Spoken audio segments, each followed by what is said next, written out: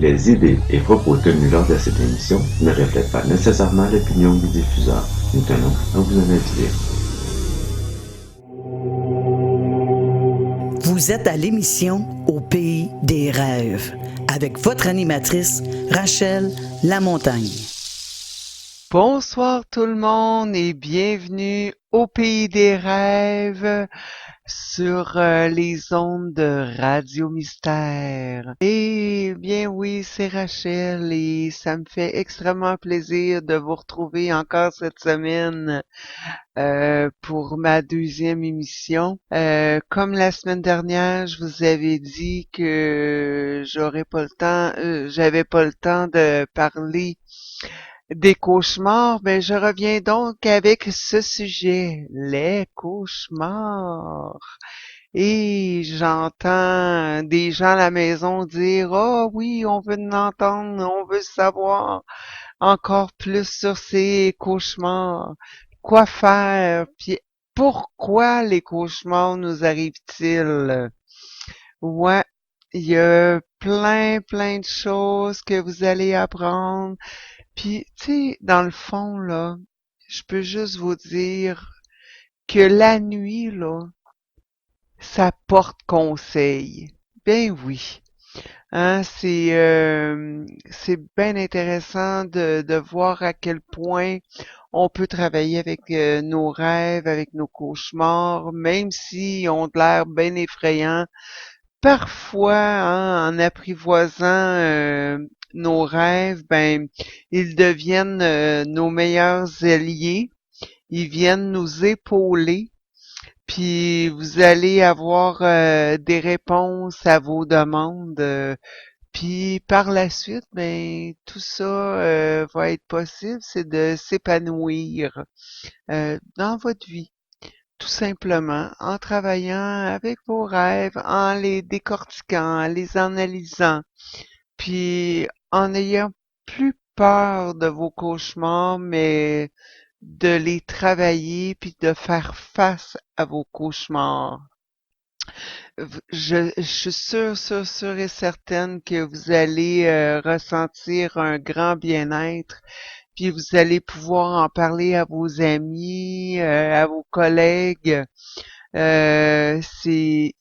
apprendre à diriger ses rêves, puis suite à ça, ben ça vous aide aussi à réduire vos cauchemars et vous pouvez vous attaquer tout simplement aux conflits qui les engendrent. Donc, n'oubliez jamais que la nuit porte conseil. On s'en va en musique et je vous reviens après ceci. La web radio de l'étrange, Radio Mystère. Vous êtes à l'émission Au pays des rêves avec votre animatrice Rachel Lamontagne. Et nous sommes revenus. Je voulais parler avec vous autres des cauchemars. Je vais vous parler d'un tableau que j'ai trouvé avec des statistiques. Je trouve ça intéressant. C'est dans les années 2000, à peu près, au début des années 2000. On se demande si les hommes et les femmes ont les mêmes cauchemars. Les statistiques disent que c'est le cas, sauf que pour les hommes, c'est l'agression dans les cauchemars qui est plutôt physique, alors que ceux des femmes, ben, on les retrouve dans la forme d'un rejet ou d'une insulte. Ça a été retrouvé dans un numéro de Newsweek, excusez-moi. Pas, hop là, je m'enfarge dans mes voyelles, comme dirait un des techniciens ici. Donc, je disais, les cauchemars, mettons, si on prend pour être poursuivi, il y a 78% des hommes qui vont faire ce genre de cauchemar-là, tandis que les femmes, ça va être 83%. Mettons, tomber, c'est 73% pour les hommes et 74% pour les femmes. Arriver en retard, qui rêve pas au moins une fois dans sa vie qu'on arrive en retard à un rendez-vous, à une entrevue ou un rendez-vous amoureux, pourquoi pas? C'est 55% des hommes, tandis que les femmes, c'est 62%. Essayez sans succès de faire quelque chose. Et ça aussi, hein, j'entends dire, ah, mon Dieu, ça m'est arrivé moi aussi. Ben, il y a 55% des hommes, 53% pour les femmes. Voir une personne vivante apparaître morte. Et que je me fais poser souvent cette question-là. Ben, il y a 43% des hommes qui vont faire ce genre de rêve-là, de cauchemar. Et 59% des femmes vont rêver à ça. Échouer à un examen, 37% des hommes, tandis que les femmes, ça va être 48%.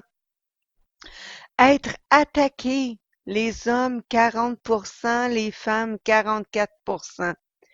Être figé par la peur, 32% les hommes et 44% les femmes. Voir une personne morte apparaître vivante, 37% des hommes, tandis que les femmes, c'est 39%. Alors, vous voyez un peu le comparatif, hein? Les femmes ont un taux plus élevé avec les cauchemars. Donc, vous parlez un peu des comparatifs. Bon, à partir de cela, je vais juste faire une parenthèse. Tu sais, on dit que les cauchemars, c'est épouvantable, qu'on a peur, il y a de l'anxiété et tout, mais il y en a qui vont récupérer leurs cauchemars. Si je prends comme Patrick Sénécal, je pense que le scénariste, lui, il a pris ces avertissements-là de cauchemars, il les a récupérés en mettant ça dans une scène d'horreur, dans un roman, suite à un cauchemar qui est venu le hanter il y a plusieurs années. Ce rêve morbide, ça se déroulait dans une église où il y avait des gens qui étaient torturés, où on injectait par des tubes insérés par le nez une substance provoquant des douleurs insoutenables. Finalement, lorsque le pauvre homme est mort au bout de ses souffrances, le prêtre a pointé un doigt accusateur vers lui et a dit Watch out, tu sauras bientôt c'est quoi souffrir. Ben, c'est ce cauchemar-là qui a fourni à Patrick Sénécal la matière qui est devenu le roman Sur le seuil, qui a été publié en 1998.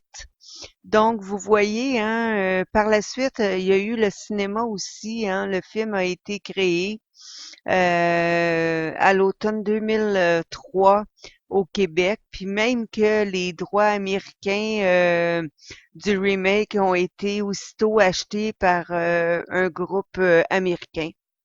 Je crois, Miramax, en tout cas.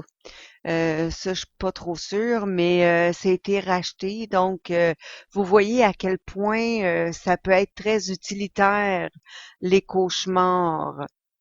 Même que je prends un petit moment, les Sénoïs, à une époque, là, on parle d'une tribu indienne, fait que ça fait très longtemps là, qu'on travaille avec les cauchemars.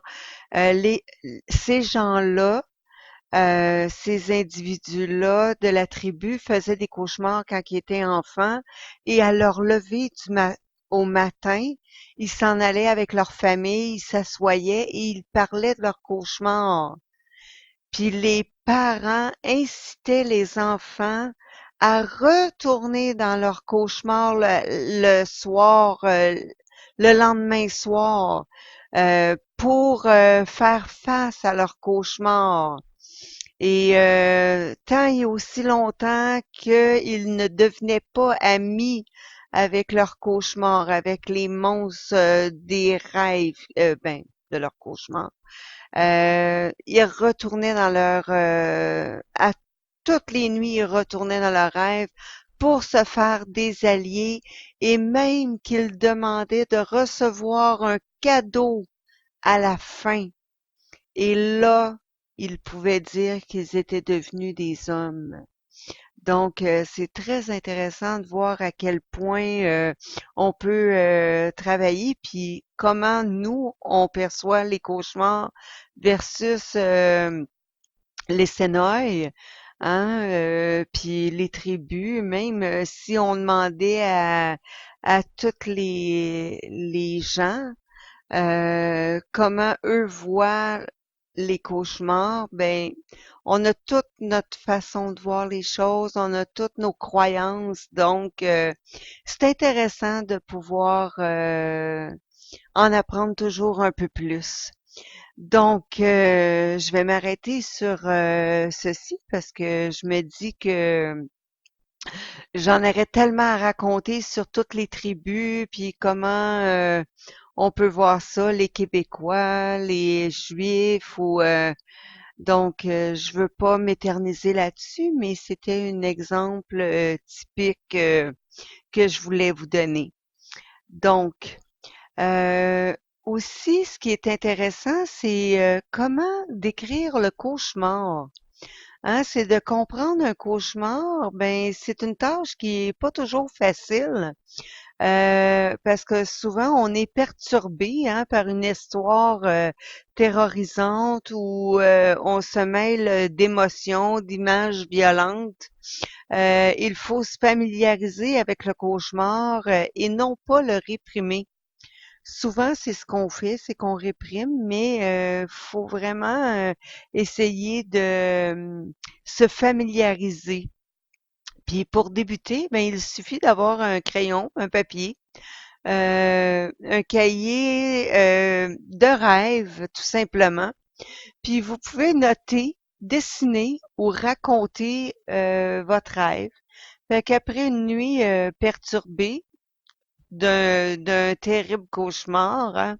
La première étape consiste à fixer le souvenir. Donc, on peut détailler euh, tous nos souvenirs parce que souvent on va les oublier. Donc, les détails s'effacent très très vite de la mémoire. Donc, pour en conserver le souvenir, ben, l'idéal c'est de l'écrire le rêve le plus tôt possible ou de l'exorciser puis d'apporter un apaisement, c'est déjà un bon point.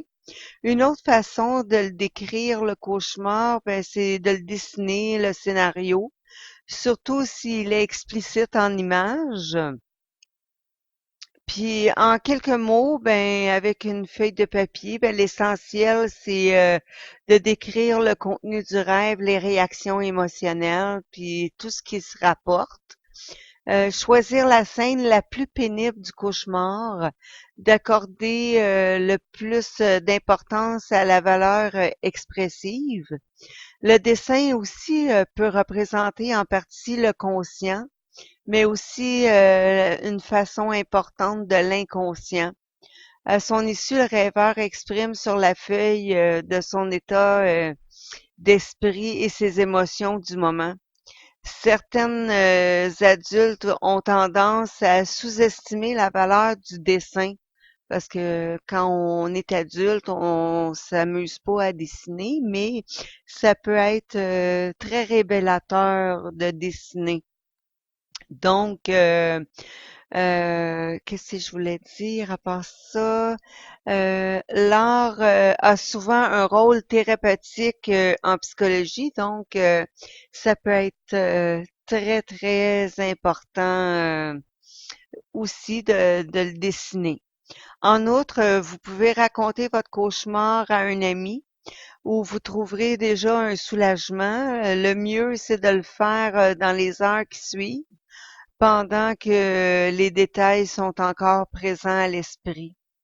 Euh, le titre peut être général, hein. Moi, souvent, je demande aux gens de mettre un titre parce que ça va aider à, comment je vous dirais ça?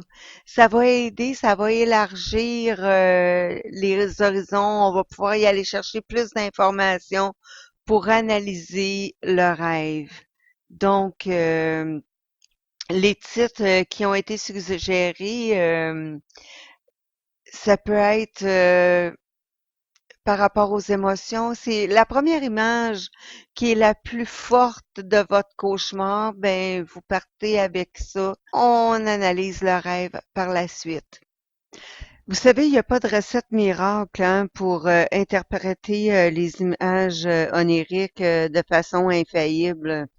Il s'agit de suivre des pistes du rêve. Vous suggérez le rêve sur vos conditions physiques, votre état émotionnel, votre votre développement spirituel ou encore sur l'aspect personnel, amoureux, familial ou professionnel.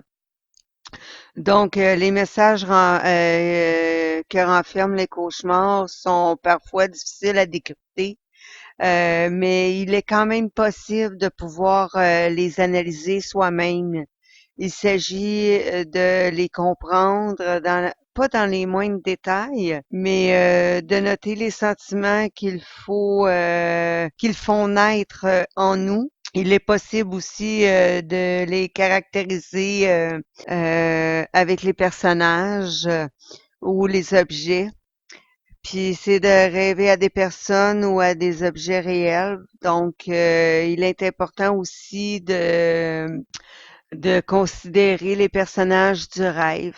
OK, en quoi ce personnage peut-il se rapporter à ma vie? Hein? Que représente tel objet pour moi? Ou y a-t-il une situation récente qui fait en sorte que les émotions et celles éprouvées ben, dans le rêve? Fait que c'est toutes des questions qu'on peut voir avec l'analyse de rêve. Donc, prochain bloc, ben, je fais l'analyse de rêve.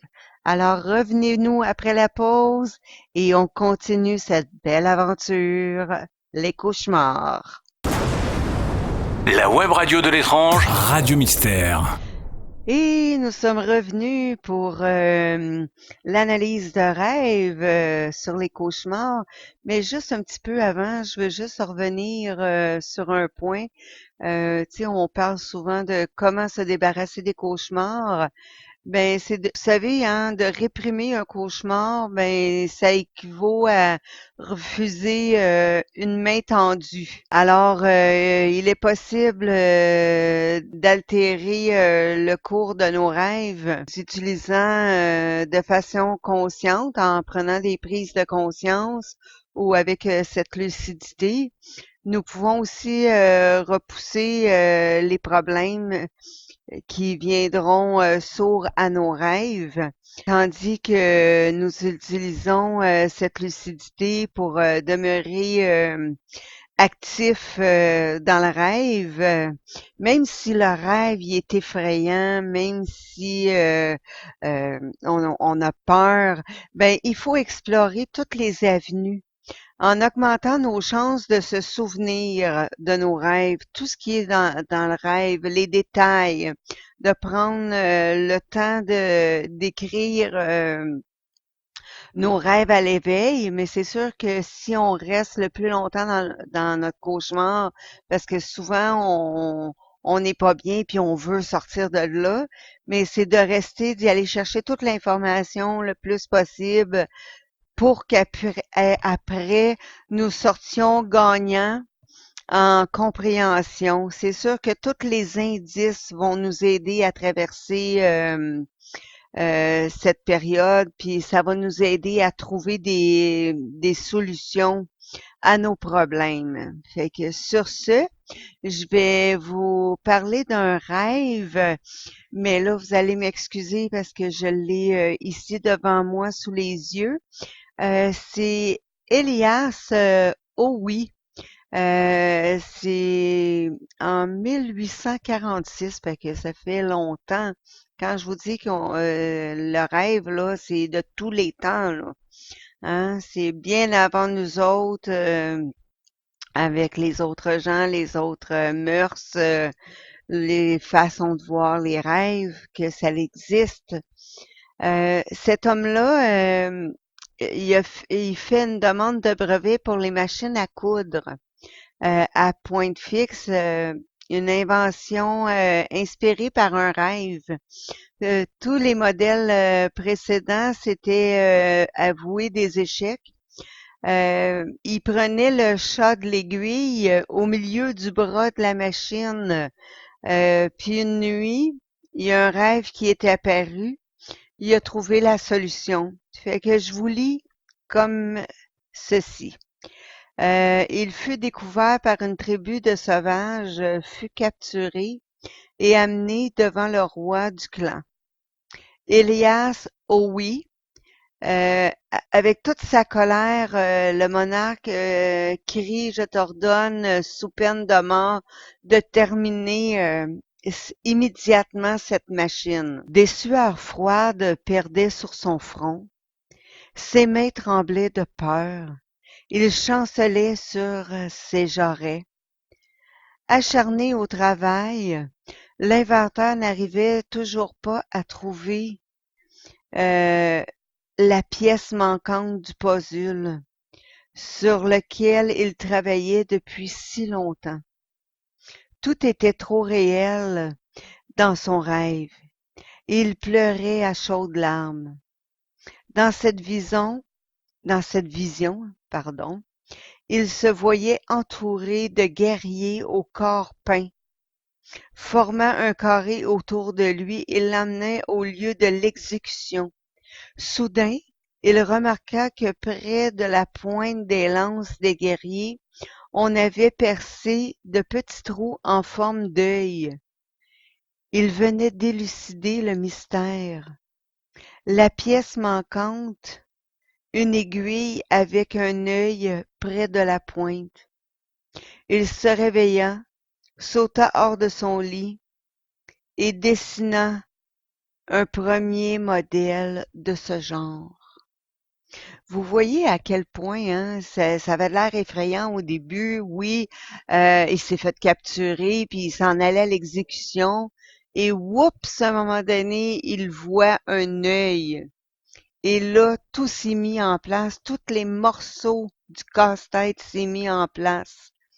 Et il a pu réaliser son rêve, c'est de faire le brevet et que cette machine à coudre qu'on connaît telle aujourd'hui fonctionne.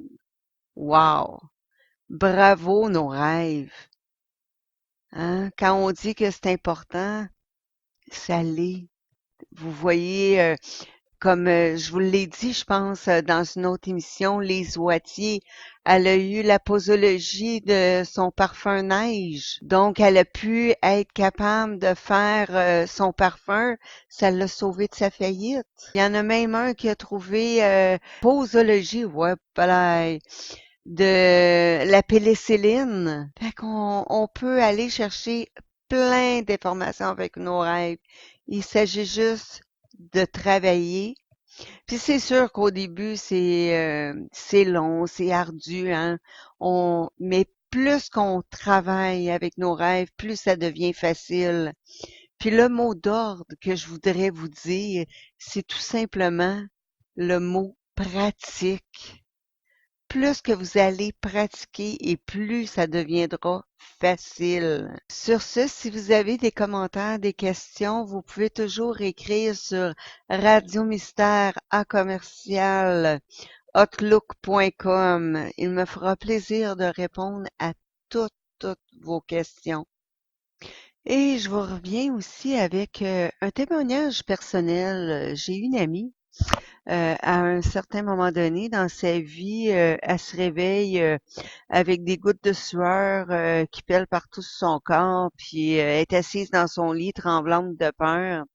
Elle appuie sur l'interrupteur de la lampe de chevet.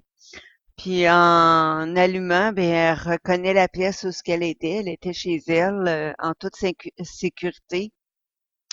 Puis elle peut se dire, ouf, c'était juste un cauchemar, tu sais. Cette pensée suffit pas à la calmer, donc elle décide tout simplement d'écrire ses cauchemars qu'elle a fait depuis quelques jours dans la même semaine. Elle a écrit ses scénarios qui ont hanté ses nuits. Donc, je vous lis un peu comme ceci. Elle dit, je suis avec un étranger, je me lève pas très à l'aise, je sais que je ne peux pas lui faire confiance. Tout à coup, je me retrouve dans un sac au fond de l'eau, attaché à une corde. Je suis affolée, car je n'ai presque plus d'air. Puis je sens que quelqu'un a tiré sur la corde pour me remonter. On déchire le sac. Enfin, je peux respirer. Je reconnais mon frère et sa conjointe. Ils m'aident à monter à bord de leur embarcation. Mon frère tient une autre corde dans ses mains et sort de l'eau un second sac. Je touche le sac. Le corps qu'il contient est glacé. Nous ouvrons le sac tant bien que mal et j'aperçois le visage bleuté de ma sœur. Elle est morte étouffée. Je pousse un grand cri de détresse et je me réveille. Et c'est pas évident, hein? Dans la même semaine, elle dit je travaille à défaire une grosse palette de bois servant au transport de marchandises. Je déteste ce boulot. Tout à coup, des gens s'attroupent et je reconnais un ancien voisin. Ces gens parlent entre eux et me regardent. Je m'approche d'eux et je finis par comprendre que ma mère est morte. J'éclate en sanglots et je m'effondre. Ma peine est insupportable. Je me réveille en larmes. Ah, ça nous arrive une fois de temps en temps, hein, de se réveiller en larmes. Et le troisième de la semaine, elle dit en route pour le boulot, j'apprends que ma fille a manqué son autobus scolaire. Je dois retourner à la maison. Assise dans ma voiture, je cherche une pièce de monnaie pour appeler mon patron afin de l'aviser de mon retard. On frappe à ma vitre de voiture. Je vois un homme qui braque une arme sur moi. Avant même que j'ai le temps de réagir, il tire sur moi et je sens les balles transpercer mon corps. Je suis terrorisée. Je me réveille en sursaut. Et ces trois gros rêves, trois gros cauchemars euh, qui, qui portent à réflexion, hein. Et elle dit qu'elle était tellement troublée après ces cauchemars, elle s'est retournée vers les dictionnaires de rêves pour comprendre les messages, mais il n'y a rien qui faisait. Donc, elle a souvent refermé les dictionnaires plus confuses que d'autres choses. Le désarroi provoqué par le caractère incompréhensible de ses cauchemars s'accentuait de plus en plus. Donc, ça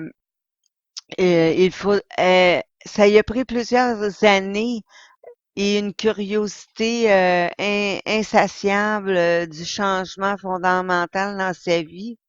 Il y a eu des grands bouleversements dans son existence à cette époque, un divorce, une longue pneumonie, des liens familiaux rompus et un retour aux études en vue d'un changement de carrière. Fait que ça a été une période très, très éprouvante, mais avec le recul, elle s'est rendue compte que ses cauchemars avaient comme rôle d'éveiller sa conscience pour amorcer un processus de changement inévitable. Fait que l'émergence de sa nature profonde. Puis au moment où elle se débattait contre ses cauchemars, ben elle a pu lever le voile sur son ignorance.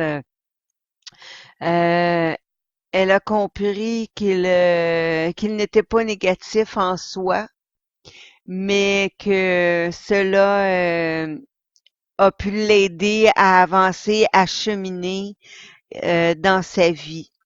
Donc, de considérer les rêves relatifs à la mort comme étant des mauvais présages, tu sais, sa mère, sa sœur, mais la mort symbolise souvent un changement ou une renaissance. C'est pas nécessairement la mort en tant que soi. Oui, il peut avoir une fin de quelque chose, mais pas nécessairement une mort d'une personne. Et elle s'est aperçue que ses rêves avaient grandement enrichi sa vie. Alors, je vous souhaite que vos cauchemars puissent aussi enrichir la vôtre. Alors, si vous voulez toujours avoir plus de renseignements, vous avez des questions, vous pouvez toujours écrire à radiomystère@outlook.com. Et sur ce, on s'en va en musique et on revient avec le dernier bloc. La web radio de l'étrange, Radio Mystère. Vous êtes à l'émission Au pays des rêves avec votre animatrice Rachel Lamontagne. Et nous sommes revenus à l'émission Au pays des rêves. Et c'est sur Radio Mystère. Donc, je voulais revenir avec les thèmes les plus fréquents qui ont rapport au cauchemar. Tomber dans le vide. Hein, souvent, on a l'impression de tomber d'un gratte-ciel ou d'un avion, d'un balcon. Vous pouvez heurter le sol avant de vous réveiller. Mais il faut faire attention de ne pas confondre ces images avec des chutes qui surviennent à l'endormissement. Celles-là sont causées par la détente subite du corps qui occasionne un soubresaut, l'impression de tomber en dormant. Dans ce cas-là, le rêve n'est pas dû à un mal-être émotionnel, mais plutôt à une cause physiologique, la détente subite du système nerveux, sursaut à l'endormissement, médicalement appelé myoclonie d'endormissement. Avec ça, faut faire juste un petit peu plus attention. Puis j'ai des pistes pour vous, hein. Si on a l'impression de tomber, ben on peut se poser la question, est-ce que je perds pied dans ma situation donnée? Est-ce que je me sens présentement abandonnée? Ou est-ce que je me sens démunie et non protégée? Est-ce qu'un nouveau départ s'amorce dans lequel je n'ai aucun contrôle? Ou suis-je en train de m'écrouler? Donc, c'est des pistes que je vous donne. Donc, gardez-les en mémoire, on ne sait jamais. Aussi, être attaqué. Hein, vous êtes attaqué physiquement par un personnage diabolique ou un animal sauvage, peu importe quelle autre menace. L'agresseur peut vous faire du mal, vous frapper ou vous poignarder, vous violer ou encore vous tuer. Donc, les pistes, c'est encore un rappel à la situation blessante que j'ai vécue dans le passé. Est-ce que je me sens trahi, choqué ou offensé par quelqu'un? Ça peut être aussi l'annonce d'une situation dérangeante à venir par manque de vigilance. Est-ce que je ressens une menace contre mon intégrité? Ah, c'est des bonnes questions à se poser, hein? Est-ce que c'est un effondrement de mes capacités physiques? Ah, ça peut être ça aussi, hein? Puis aussi, il y a se noyer. Se noyer, ben, vous êtes en train de nager dans la piscine, puis ou la mer, un lac, puis l'eau, elle peut être claire, elle peut être boueuse, elle peut être sale. Puis là, ben, il y a des pistes comme est-ce que mes émotions sont en train de se faire envahir? Est-ce que je me sens submergée par une situation particulière? Ou est-ce un effondrement qui fait suite à un événement marquant dans ma vie? Suis-je dans une période de grande vulnérabilité? Souvent, les émotions font partie de l'eau dans nos rêves. Fait que quand on rêve à de l'eau, c'est souvent nos émotions. Donc, faut regarder si l'eau est claire, si c'est un tsunami, peut-être qu'on vit vraiment quelque chose de gros émotionnellement. C'est des pistes, hein? Suis-je dans une période de grande vulnérabilité, comme je disais? Est-ce que j'ai besoin de toucher le fond de quelque chose? Des fois, on se noie puis on va jusqu'au fond. Ben, des fois, il faut aller au fond pour être capable de remonter en surface. C'est des belles pistes. Quand on y pense 2 minutes, tu sais, ça a l'air vraiment terrifiant, mais si on le voit du côté positif, il y a quelque chose de bon dans chaque rêve. Suite à ça, on peut dire aussi mourir, hein? C'est quoi qu'est-ce qui fait en sorte qu'on fait ces cauchemars-là? Ben, que la vie prend fin, mettons, c'est d'une façon ou d'une autre on meurt. Ben, c'est peut-être d'assister à une fin de quelque chose dans notre vie. Hein, c'est suis-je en pleine transformation majeure de mon état d'être? Dois-je mourir à quelque chose? Est-ce que je subis un changement imposé? Est-ce un avertissement ou un comportement malsain qui doit cesser? Est-ce que c'est la fin d'un projet aussi? Donc, ah oui, celui-là, je l'aime bien. Perdre ses dents. Ça, on me revient souvent avec ça. Rachel, qu'est-ce que ça veut dire de perdre ses dents? Hein, toutes les dents qui tombent dans une ou une seule dent se retrouvent dans votre main. C'est des variantes, hein, puis ça peut être aussi la perte de cheveux. Vous êtes en train de manger puis ou de sourire et vos dents se mettent tous à bouger. Celles-ci peuvent être intactes ou se réduire en miettes.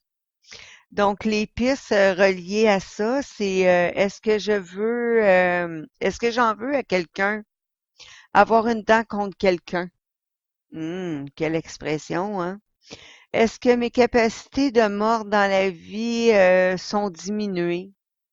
Ma vitalité est-elle à la baisse?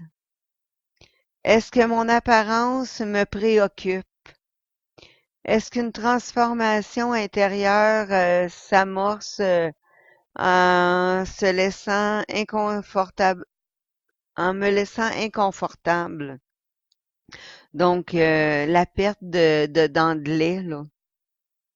Hein, ça peut être plein de choses comme ça. Il y a aussi être figé par la peur. Moi, ça m'est jamais arrivé, je vous dirais. Puis je me le souhaite pas. C'est bien correct de même.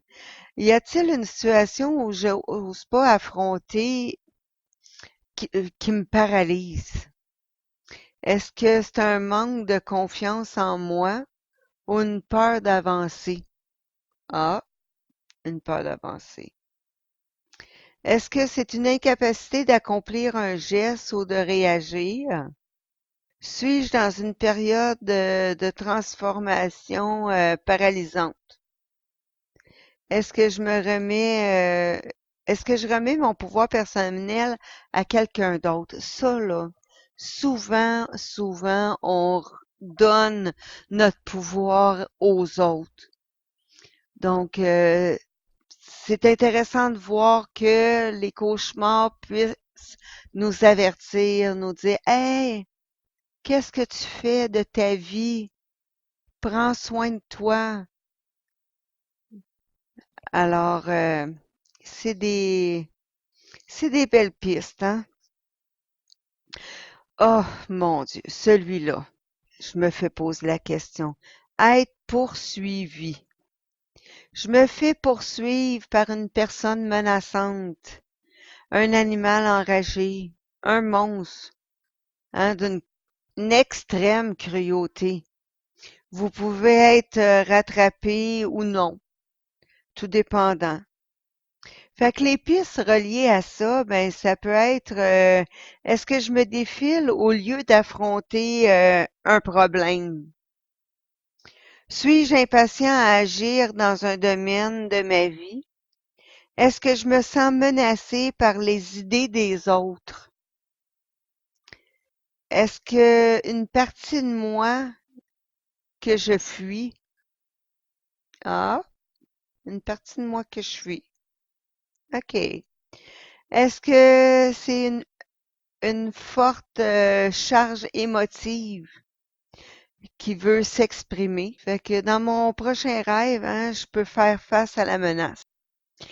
Et il y a aussi sentir une présence maléfique. Et ça, je me suis fait poser des questions souvent par rapport à ça.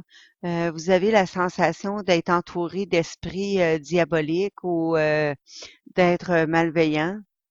Vous pouvez les voir, mais vous avez l'impression très forte qu'ils sont présents, même si vous pouvez pas les voir. Des fois, vous pouvez les voir, des fois non. Euh, D'entendre leur voix. Ben, les pistes que je peux vous proposer, c'est est-ce que je me sens envahi par une situation ou par quelqu'un? Est-ce que je vis une peur omniprésente? Est-ce qu'il y a une ouverture au monde subtil pour laquelle je me sens pas prêt? Des fois, on arrive avec des nouveaux talents, des nouveaux dons, et on sait pas trop comment les travailler, fait que ça vient en rêve. Et c'est une question à se poser, hein. Est-ce qu'il y a quelque chose que je suis pas prête à voir ou à entendre? Est-ce que la présence d'une personne me fait peur aussi? Est-ce qu'un manque de présence à moi-même?